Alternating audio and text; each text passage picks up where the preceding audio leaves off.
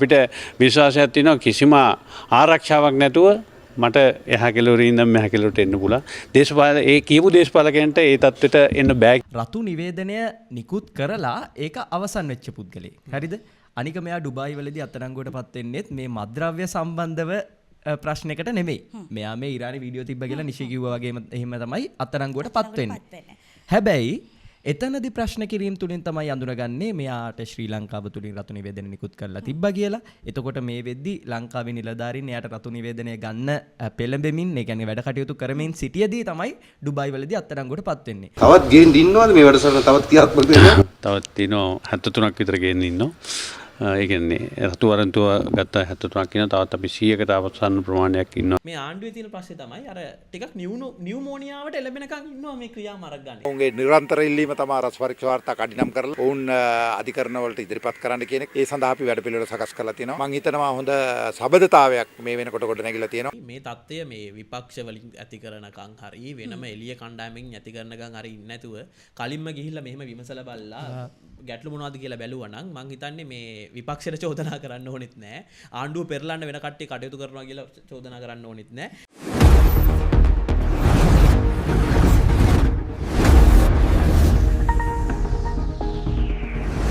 අයිබුවන් inside daily 89 වෙනි podcast එක. අයිබුවන් චමුද්දේ, අයිබුවන් නිෂි, අයිබුවන් කලිෂ්. දැන් මේ වෙද්දී පාතාලය කැළඹිලා තියෙනවා. නැත්නම් අර ආණ්ඩුව ඡන්ද පොරොන්දු විදිහේ කිව්වා වගේම කුඩු පාතාලය මර්ධනය කරන්න කටයුතු කරලා තියෙනවා. අපිට මතකයි මීට අපි එපිසෝඩ් ගානකට කලින් මාස කිහිපයකට කලින් කතා කරා ලංකාව පුරා දවසකට අනිවාර්යෙන් වෙඩි තැබීමක් වෙච්ච කාලයක් තිබුණා මේ ආණ්ඩුව ආවට පස්සේ. නැවතත් ආණ්ඩුවට පුළුවන් වෙලා තිනවා ඒක තමන්ගේ නීතියේ යටතට නැත්නම් අපි කියනවා නීතියේ ආධිපත්‍ය ස්ථාපිත කරලා ජනතාව අතර ආරක්ෂාව තහවුරු කරලා මේ පාතාල ක්‍රියාකාරකම් මර්ධනය කරන්න. ඒත් එක්කම තමයි අපි දැක්කා දිගින් දිගටම පිටරට ඉඳලා විවිධ පාතාල නායකයෝ ලංකාවට කුදලගෙන ආවා ආණ්ඩුව. දැන් තවත් මං හිතන්නේ ලංකාව හොය හිටපු පාතාල නායකයෙක් ලංකාවට ගෙනල්ලා තියෙනවා. ඒ තමයි ශිරාන් බාසික්. ඒ වගේම පැය 72ක් රඳවාගෙන ප්‍රශ්න කරන්න අවසර ඉල්ලගෙන තියෙනවා. ඒ වගේම අර සමහර වෙලාවට අපිට කමෙන්ට්ස් වල බයිනවා අපි මේ හොඳක් කරත් නරක කියනවා කියලා. නෑ, මේ හොඳ කරත් අපි හොඳ කියන්නේ නේ. මොකද්ද මේ ශිරාන් බාසික්ගේ සිදුවීම?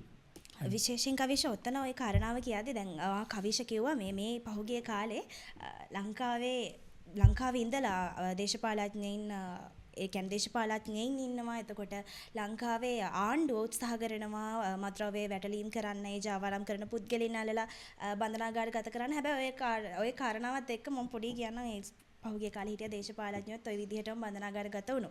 ඒ සිද්ධියත් එක්ක මම මේ කාරණාව මතක් කරන්න. ශිරාන් බාසික් කියන්නේ විශේෂයෙන්ම ලංකාවේ ඇතුළට විශේෂ පෙළේ මත්ද්‍රව්‍ය ජාවාරම්කාරයෝ අතරින් එක් පුද්ගලයෙක් විතරයි. එතකොට ශිරාන් බාසික්ව ලංකාවට ගේන්නේ මම හිතන්නේ මෑතකදී. හැබැයි ඔහු අත්අඩංගුවට පත්වෙන්නේ ඩුබායි සුපිරි වෙළඳසැලකදී. ඒ වෙළඳසැලට පත්වීම සිදුවන්නේත් ඔහුගේ ජංගම දුරකථනයේ තියෙනවා ඩුබායි වලට ඉරානය කියන රටින් ප්‍රහාරය එළුණා. මම හිතන්නේ චමෝද්දේ වාර්තා කරා ඉදිරියේදී ඒ අදාළ රූපරාමු ඒ වීඩියෝ පටිගත කිරීම ඔහුගේ දුරකථනයේ තිබිලා ඒ පොලිසියට අහුවන නිසා තමයි මේ ශිරාන් බාසික්ව අත්අඩංගුවට ගන්න. එතකොට ඒ අත්අඩංගුවට අරගෙන මම හිතන්නේ මේ අත්අඩංගුවට පත්වීම සිද්ධ වන්නේ මැයි මාසේ. ඒ මැයි මාසේ වෙනකොට ඩුබායි වලට ඉරානයෙන් ප්‍රතිප්‍රහාර එල්ල වෙන ගමන් තිබුණේ. එතකොට ඒ කාලයේ සිට දැන් මේ අගෝස්තු මේ කාලය දක්වා ඔහු අත්අඩංගුවේ තියාගෙන ඔහුගේ ප්‍රශ්න කිරීම කරා.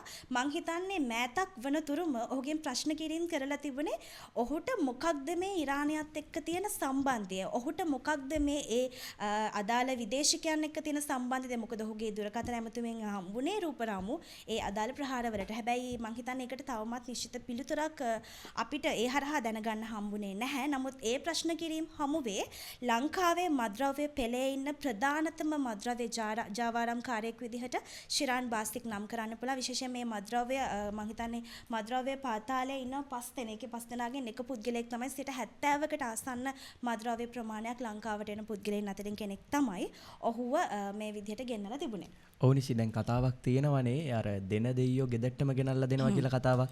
ඇත්තටම කිව්වොත් මේ ශිරාන් බාසික් කියන්නේ කවිෂ මේ රතු නිවේදනය නිකුත් කරලා ඒක අවසන් වෙච්ච පුද්ගලෙක්. හරිද? අනික මෙයා ඩුබායි වලදී අත්අඩංගුවට පත් වෙන්නේත් මේ මත්ද්‍රව්‍ය සම්බන්ධව ප්‍රශ්නයකට නෙමෙයි. මෙයා මේ ඉරානි වීඩියෝ තිබ්බ කියලා නිෂි කිව්වා වගේම එහෙම තමයි අත්අඩංගුවට පත් වෙන්නේ. හැබැයි එතනදි ප්‍රශ්න කිරීම තුලින් තමයි අඳුනගන්නේ මෙයාට ශ්‍රී ලංකාව තුලින් රතු නිවේදනය නිකුත් කරලා තිබ්බා කියලා. එතකොට මේ වෙද්දි ලංකාවේ නිලධාරීන් එයාට රතු නිවේදනය ගන්න පෙළඹෙමින්, ඒ කියන්නේ වැඩ කටයුතු කරමින් සිටියදී තමයි ඩුබායි වලදී අත්අඩංගුවටපත් වෙන්නේ. කොහොම හරිම ප්‍රශ්න කිරීම වලින් අනතුරුව ඩුබායි පොලිසිය විසින් අපිට බාර දෙනවා. ඒ බාර දීම අනතුරුව එයාව ශ්‍රී ලංකාවට ගේනවා. ශ්‍රී ලංකාවේ CID ප්‍රශ්න කිරීම වලින් අනතුරුව මධ්‍යම අපරාධ විමර්ශන කාර්යාංශයට මේ වෙද්දි බාර දීලා තිනවා.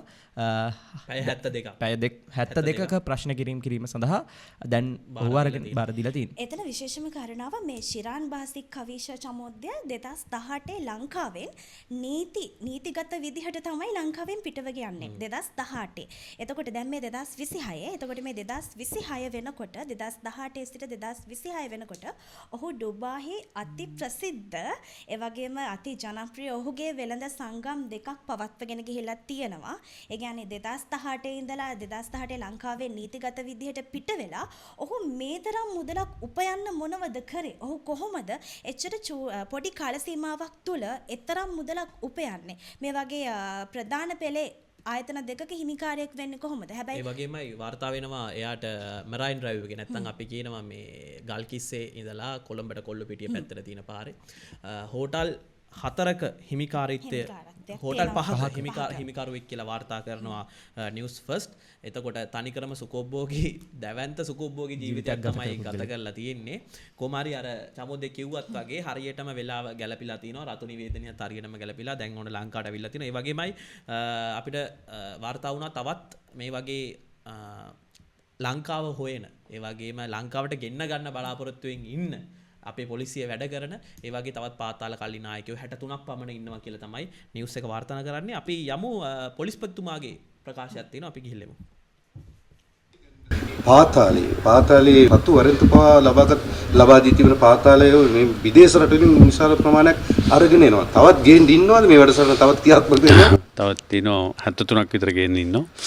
ඒ කියන්නේ රතු වරන්තුව ගත්ත 73ක් ඉන්නවා. තවත් අපි 100කට අවසන් ප්‍රමාණයක් ඉන්නවා කියලා විශ්වාස කරනවා. ඒ වගේම අපිට හොඳ ජාත්‍යන්තර සහයෝගයක් හම්බෙලා තියෙනවා. ඒත් එක්කම අපි කරන වැඩපිළිවෙළවල් වල විනිවිදභාවය සහ ඒ සම්බන්ධයෙන් අපි දක්වලා තියෙන ප්‍රගතිය විශේෂයෙන්ම ජාත්‍යන්තර විදේශ තානාපති කාර්යාලවල රටවල් වල විශේෂ ඇගීමකට ලක් කරලා තියෙනවා. මාගේ යටතේ විශාල වශයෙන් මත්ද්‍රව්‍ය මේ මැඩලීමේ වැඩසටහන් යනවා. ජනතාවත් රටවැසියන් සතුටටපත් වෙලා ඉන්න ඒ පිළිබඳව. එතනදී ඔබතුමාට යම්කිසි බාහිර බලපෑමක් තියෙනවද? නෑ, කිසිම බලපෑමක් නෑ. බලපෑම තියෙන්නේ තවත් බැරිලීම් කරන්න කියන එක තමයි. ඒත් එක්කම මම හිතන්නේ තොරතුරු නෑ. තවම එහෙම කිසිම තර්ජනයක් මට ලැබිලා නෑ. මට එහෙම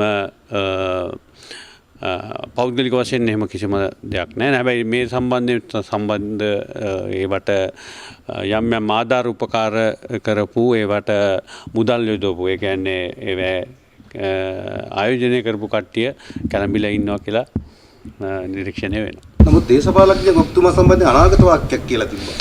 ඒවට ගැටලු නම් පොලිසිය දෙන්නේ නැහැ. ඒවා අපි ඕන වෙලාවක බය නැහැ. ඒ වගේම තමයි ඉතින් මේවා අපිට අපි පොලිසියට එනකොටම ඒ ඕනෑම දෙයකට බයත් නැහැ, සූදානම් වෙලා ඉන්නේ. ඒකව අපිට විශ්වාසයක් තියෙනවා කිසිම ආරක්ෂාවක් නැතුව මට එහා කෙළවරේ ඉඳන් මෙහා කෙළවරට එන්න පුළුවන්. ඒ කියපු දේශපාලකයන්ට ඒ තත්ත්වයට එන්න බෑ කියන විශ්වාසයක් තියෙනවා. මොකද ඒ තරම් බොරු කියලා තියෙනවා. ඒ තරම් සමාජ අසාධාරණකම් කරලා තියෙනවා. ඒ වගේම සමාජයට ලොකු විනාශයක් කරලා තියෙනවා. එවැනි තත්ත්වයක් අපි කළා නැහැ. මහජනතාව කොයිම වෙලාවකවත් මම දන්නවා මට පෞද්ගලිකව විශ්වාසයක් තියෙනවා. ඒ වගේම බයත් නැතුව ඕනම තැනක යන්න හැකියාව තියෙනවා. ඕක විෂය. ඉතින් අර කතාවක් තියෙනනේ මේ රැල්ලට බය නම් අපි වැල්ලට එන්නේ නැහැ කියලා. ඉතින් අපි දැක්ක මේ ළඟදී අපි කතාත් කළා අපේ පොඩ්කාස්ට් එක ඇතුලේ මේ අර මේ පොලිස්පතිතුමාට ඒ කියන්නේ ජනතාවගෙන් මැරුම් ගන්න පොලිස්පතිවරයා වෙන්න වැඩි ඈතක නෙවෙයි කියලා මේ මාධ්‍ය සාකච්ඡාවක ප්‍රකාශයක් සිද්ධ කළා. ඒ සම්බන්ධයෙන් අපි දැක්කා මේ ඔහුව මේ ප්‍රශ්න කිරීම වලට අරගෙන ගියා. මේ විදිහට තමයි සිදුවුම් වෙන්නේ. ඉතින් පොලිස්පතිතුමා වාර්තා කරනවා කලින් මං කිව්වේ 63ක් කියලා 63ක් නෙවෙයි තව 73ක් මේ විදිහට ගේන බලාපොරොත්තුවෙන් ඉන්නවා කියලා වාර්තා කරනවා. ඒ වගේමයි මේ ගේන අයට විරුද්ධව කටයුතු කරන්න අර අපි කිව්ව ආණ්ඩුව එද්දි පත්වෙද්දි දුන්න පොරොන්දුවක්. ඒ පොරොන්දුව ඉෂ්ට කරන්න මේ නීතිය අකුරටම ක්‍රියාත්මක වෙනවා කියලා තමයි ප්‍රකාශ කරන්නේ. අපිත් කැමතියි. සහ ප්‍රකාශය ඇතුලේ හරි ලස්සන කියමනක් තිබුණා. මම ඒක කෙටියෙන් කියන්නම්. මාධ්‍යවේදියා මීඩියා මං හිතන්නේ එක තැනකදී අහනවා ඔබට තර්ජන තියෙනවද බාධා කිරීම තියෙනවද මේ වැටලීම් කරන්න. එතකොට එතනදී පොලිස්පති කියනවා නෑ මට තියෙන්නේ තව තවත් වැටලීම් කරන්න තමයි තියෙන්නේ කියලා. අපි ජෙනරේෂන් එකක් විදිහට අපි වෙනසක් විදිහට අපි ජනාධිපති කෙනෙක් පත් කරගත්තා යම්කිසි කාල සීමාවක. අපිට වැරදි අඩුපාඩු ඔවුන්ගෙන් දැක්කම අපි ඒවත් විවේචනය කරා අපි හොඳ දේවල් තිබුණාද ඒකත් අගය කරා. හැබැයි රාජ්‍ය නායකයෙක් විදිහට එහෙම නැත්නම් රජයේ සේවකයෙක් විදිහට පොලිස්පති කියන්නේ රජයේ සේවකයෙක්. ඔහුත් සාමාන්‍ය පුද්ගලයෙක්. හැබැයි ඔහුගේ තනතුරට ගියාට පස්සේ ඔහු රජයේ සේවකයෙක් වගේම මේ රටේ පොලිස්පති.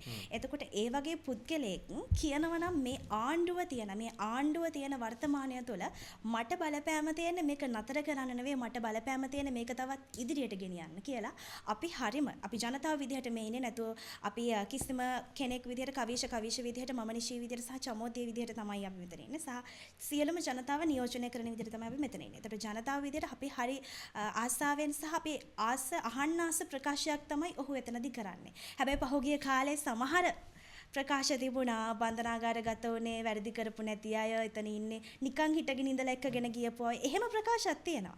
එකම රටේ විවිධාකාර පුද්ගලයින් ඉන්නවා. හැබැයි අපි අහන්න ආස විදිහේ ප්‍රකාශ දකින්න ආස විදිහේ වෙනසක් තමයි මෙතනදී ඔහුත් කරන්නේ කවිෂ. ඊට පස්සේ අපිට යන්න පුළුවන් ආනන්ද විජේපාල ඇමැතුමාගේ ප්‍රකාශයක් තියෙනවා බන්ධනාගාර වලට අපි කියන්නේ ගිහිල්ලා බලනවා කියලා ගිහිල්ලා බලලා තිනවා පල්ලන් සේනෙට.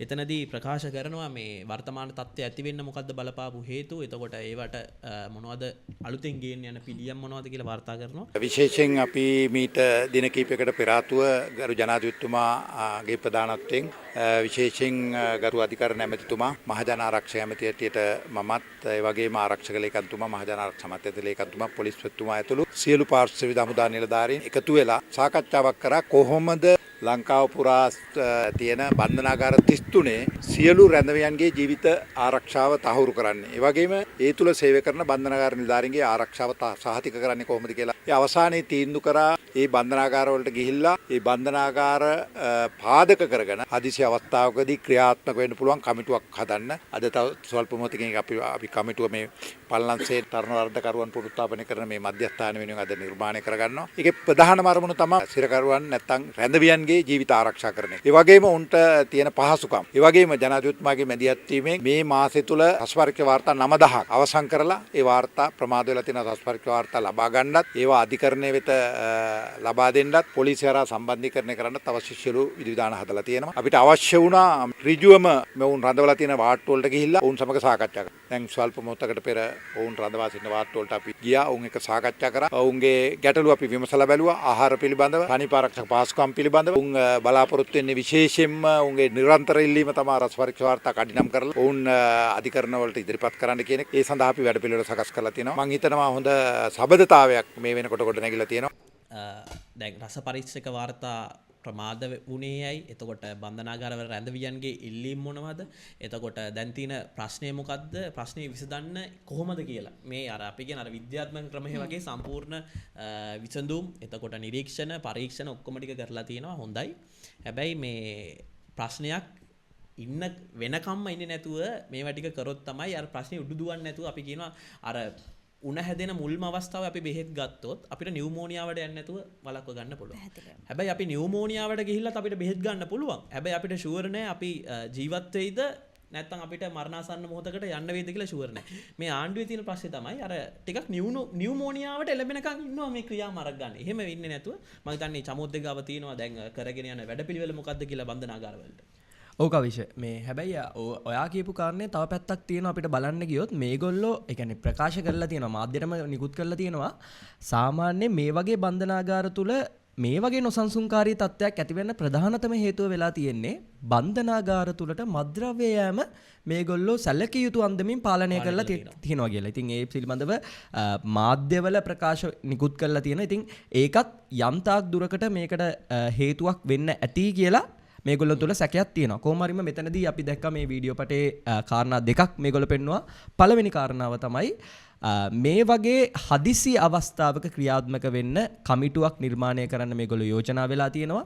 ඒ වගේම දැනට බන්ධනාගාරවල අපි දැක්කා ඔය බන්ධනාගාර අර්බුද සිද්ධ වෙන වෙලාවේ ජනතාව ආවා. ඔතනට ඒ රැඳවියන්ගේ පවුල්වල කට්ටිය ආවා. ඒගොල්ලෝ කිව්වා මේ එක තැනක ඒ කියන්නේ 500ක් ඉන්න පුළුවන් තැනක 3000ක් විතර රඳවලා තියෙනවා.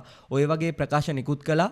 ඉතින් ඕකට ප්‍රධානතම හේතු වුණේ රස පරීක්ෂක වාර්තා ප්‍රමාදය කියලා අපි දැක්ක අධිකරණ අමාත්‍යවරයා ප්‍රකාශ කළා. ඉතින් අධිකරණ රස පරීක්ෂක වාර්තා 9000ක් නිකුත් කරන්න බලාපොරොත්තු වෙනවා මේ මාසය ඇතුළත. ඒකට වැඩපිළිවෙල ඒගොල්ලෝ නිර්මාණය කරලා තියෙනවා.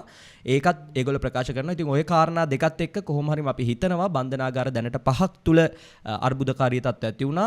ඒ 33ටම මේගොල්ලෝ ගිහිල්ලා ඒ රැඳවියන් එක්ක කතා කරලා ඒ තියෙන කඳවුරු වලට ගිහිල්ලා ඒගොල්ලෝ එක්ක ඒ ප්‍රශ්න විමසලා බලලා ඒ වගේම කමිටුව නිර්මාණය කළා. පරක්කු වෙච්ච රස පරීක්ෂක වාර්තා ටික නව තාක්ෂණය ගෙනාවා කිව්වා. අපි බලමු මොකද්ද කියලා ඒක ඉස්සරහට. ඒ තාක්ෂණයත් උපයෝගී කරගෙන මේක හොඳට වෙයිද කියලා බලමු. ඔයා කියපු දෙයටම එකතු කරන්න මට තියෙන මේ ලංකාවේ මේ ආණ්ඩුවට පස්සේ අපි දැක්ක දිට්ට සුලිකුණාටුව ඒක කොහොමද කළමනාකරණය කරගත්තේ. ඊට පස්සේ කන්ටේනර් මේ අර පරීක්ෂා කරන්න නැතුව නිකුත් කරේමේදී කොහොමද තත්ත්වය පාලනය කරගත්තේ. ඊට පස්සේ දැන් මේ බන්ධනාගාර තත්ත්වය අර ලොකු ආందోලනාත්මක සිදුවීමක් බවට පත් වුණා. මේකෙදි කොහොමද තත්ත්වය පාලනය කරගත්තේ කියලා මට පේන්න තියෙන දේ තමයි මේ හැම තත්ත්වයක්ම පාලනය කරන්න අනිවාර්යයෙන්ම අනුර කුමාර ජනාධිපතිතුමා මැදිහත් වෙනකම්ම අමාත්‍ය මණ්ඩලය නිලධාරී බලාගෙන ඉන්නවා. ඒ කියන්නේ අනුර කුමාර කියන්නේ තර සර්ව බලධාරී දෙවියෙක් නෙමෙයි. මං හිතන්නේ අනිකුත් අමාත්‍යවරුන්ටත් ඒ වගේම රාජ්‍ය නිලධාරීන්ටත් විශාල වගකීමක් පැවරලා තියෙනවා. අමාත්‍යාංශ ලේකම්වරුන්ට විශාල වගකීමක් පැවරලා තියෙනවා මේ රට හදන කාරණයට උදව් වෙන්න කැමති නම් ඕගොල්ලොත් අර පුටුරත් කර ඉන්නේ නැතුව මේ දැන් නිලධාරීන්ගේ වගවීම හරියට වෙන්න ඕනේ. අපි දන්නවා ජනාධිපතිතුමා උදේ ඉඳලා රැ වෙනකන් මීටිං, එතකොට ප්‍රශ්න විසඳන්න, උද්ඝෝෂණ විසඳන්න, එතකොට කොහොමද ණය කළමනාකරණය කරන්නේ, IMF එක විදේශ සම්මත මේ වගේ කරුණු කාරණා රසක් එක හිර වෙලා ඉන්නේ. එතකොට කැබිනට් මණ්ඩලයෙන් සහ අමාත්‍ය මණ්ඩලයෙන් සහ නිලධාරීන්ගෙන් ඒ අවශ්‍ය සහයෝගය ලැබෙන්නේ නැත්නම් අර කොහොමද 2052 තමයි මේ පුනරුදේ ගේන්න වෙන්නේ. හැබැයි ඉතින් මෙහෙමයි කවිෂ. ඔය කියන විදිහට ආණ්ඩුවට විතරක් නෙවෙයි රට ගෙනියන්න ඉස්සරහට රට සංවර්ධනය වෙන්න මේ දේවල් කොහොමද කරන්න කියන එකට උපදෙස් දෙන්න පුළුවන්. විපක්ෂයටත් ඒ අවස්ථාව විවෘත වෙලා තියෙනවා. ඒකට හොඳම උදාහරණය තමයි ඔය බන්ධනාගාර වලට අදාළ සිද්ධි පහම වෙනකොට විපක්ෂයෙන් ප්‍රශ්න කරේ ඇයි මෙයාලා එකක් වෙද්දි අරක කළමනාකරණය කරගන්න බැරි වුනේ කියන ප්‍රශ්නේ. එතනදී මං හිතන්නේ චමෝද්දයට මිස් වුණාද කියලා හිතනවා ඒ කාරණාව.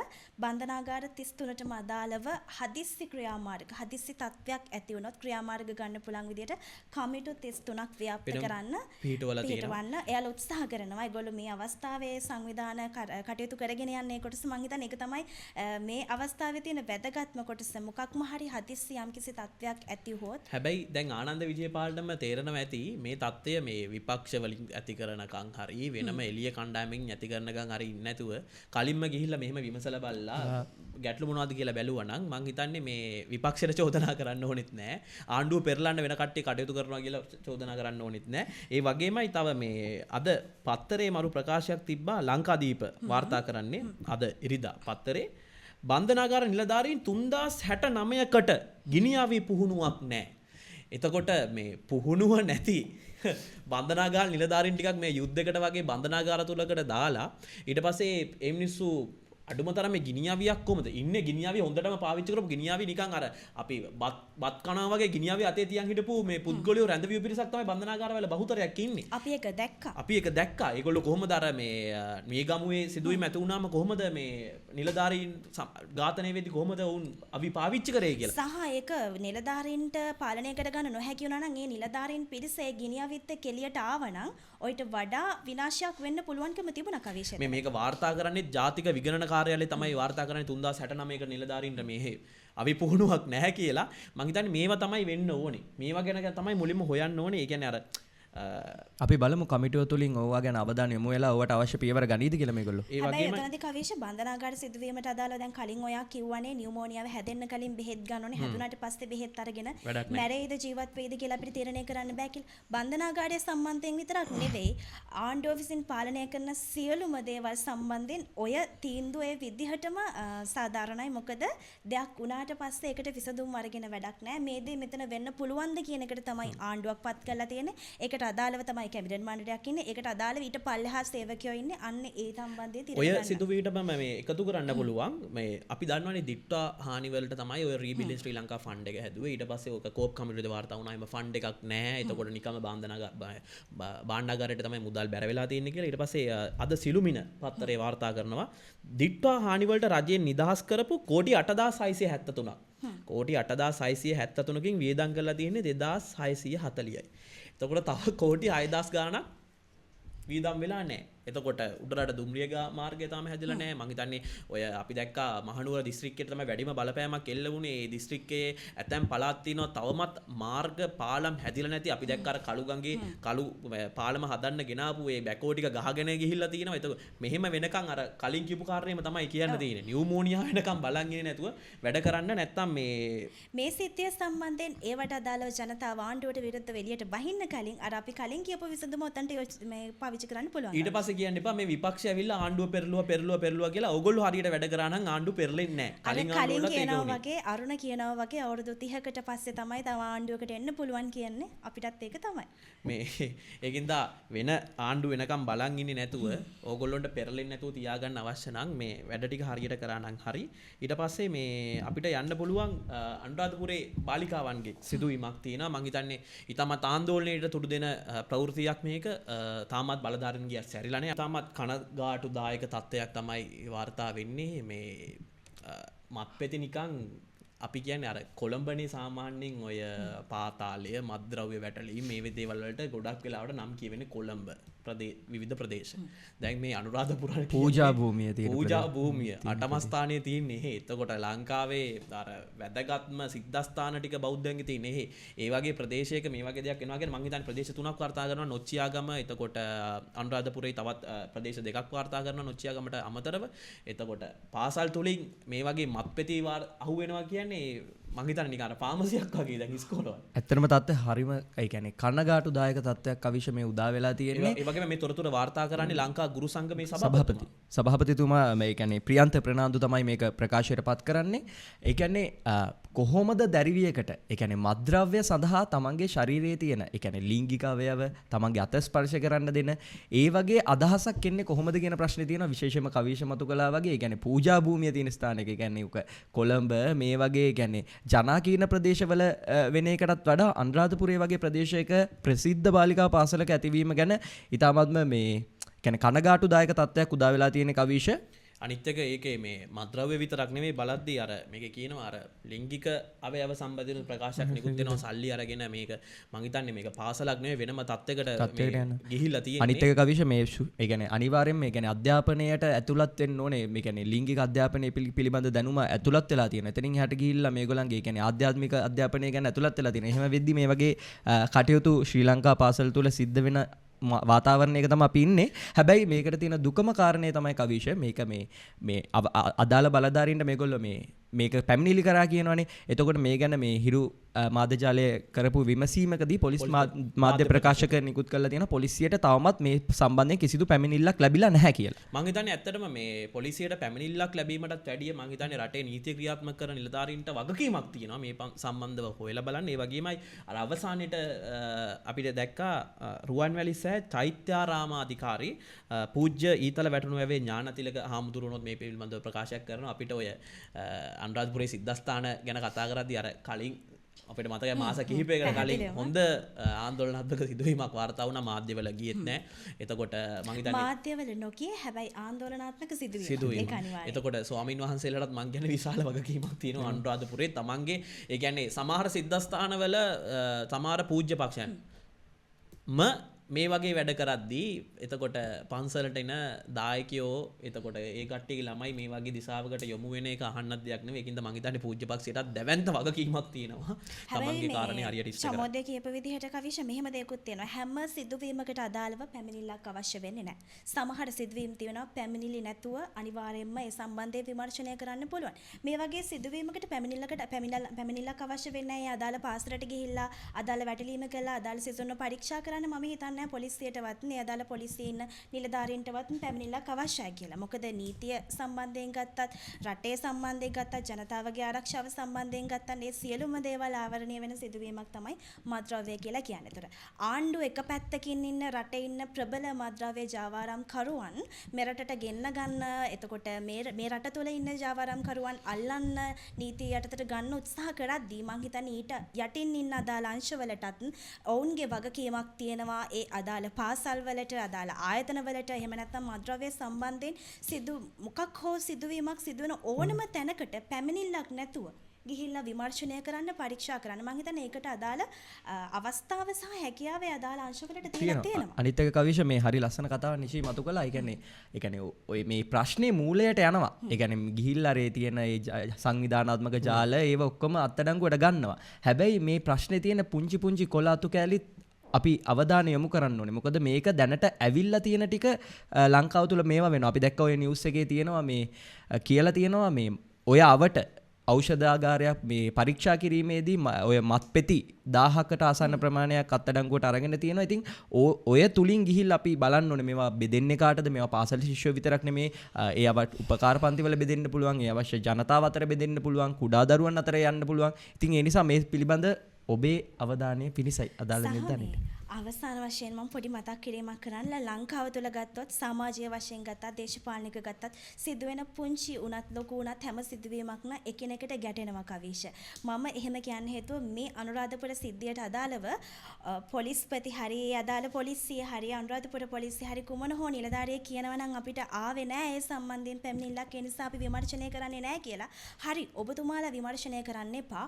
ඕඩ් මත්ද්‍රව්‍ය පාවිච්චි කරලා මේ රටට මේ සමාජයට නිදහස් වෙලා ඕන් මත්ද්‍රව්‍ය ජාවාරම් කරුවන් වෙලා එහෙම නැත්නම් ගෑනු ළමයින්ගේ පැත්තොත් ඒ අදාළ පුද්ගලයින් වෙලා බන්ධනාගාර ගත වුණාට පස්සේ ඊට පස්සේ කියන්න එපා බන්ධනාගාර ඇතුළේ ඉන්නේ මේ වැරදි කරපු මිනිස්සු මෙන්න මේ අය කියලා. අන්නේ තැනට ගිහපු සිද්ධිය අපිට තියෙනවා. මම ඒකයි කිව්වේ මේ හැම කාරණාවක්ම එකිනෙකට ගැටෙනම සම්බන්ධ කාරණා. ගාල්ලෙන් කොළඹින් මාතරින් මේ වගේ අර අපි කියන නිතරම මේ පාතාල හඬ ඇහෙන පැතිනේ මේවා. එතකොට මේ පැතිවලින් වන්දනා කරන්න සදහැවත්තු යන්නේ අනුරාධපුරයට. ඒ කියන්නේ පින් කරගෙන ඉන්න. එතකොට අනුරාධපුරේ තත්ත්වය මේ වගේ නම් තවත් කවර කතා දෙකින්දා නීතිය ක්‍රියාත්මක කරන නිලධාරීන්ට බන්ධනාගාර නිලධාරීන්ට පොලිසිය නිලධාරීන්ට විමර්ශන නිලධාරීන්ට දැවන්ත වක්කීමක් තියෙනවා. මේ අර අපි කියන්නේ දැන් ආණ්ඩුවේ අලුත් ප්‍රොජෙක්ට් එකක් ගලා තිනවා රටම එකට තමයි මං හිතන්නේ රටම එකට ව්‍යාපෘතියෙන් තමයි මේ මත්ද්‍රව්‍ය සහ පාතාල ජාලය මැඩලන්න ගෙනලා තියෙන ව්‍යාපෘතිය. ඒකත් එක්ක හැමෝටම අත්වැල් බඳ ගන්න විශාල වක්කීමක් තියෙනවා. ඉතින් මෙහෙම තමයි අද තත්ත්වය නීතිය ක්‍රියාත්මක වෙන්න වටපිටාවක් ගොඩ නැගෙමින් පවතිනවා කියලා අපි විශ්වාස කරනවා. ඒ වගේම ජනතාවටත් අපි ඔබටත් මතක් කරනවා මේ දේවල් ගැන අවදියෙන් සිටින්න. මොකද මේ විනාශයට පත්වුණොත් විනාශයට පත් වෙන අපි හැමෝගෙම රට. ඉතින් ඉන්සයිට් LK අපේ channel එක subscribe කරලා තියාගන්න. අපේ social media pages Facebook, Instagram, TikTok follow කරලා තියාගන්න. අපි නිරන්තරයෙන් ඔබත් සමග විවිධ වැඩසටහන් වලින් එකතු වෙනවා. මේ යාවත් කාලීන සිදුවීම් ඔබත් එක්ක බෙදා හදා ගන්න. අපි අදට සමු ගන්නවා. ජය වේවා.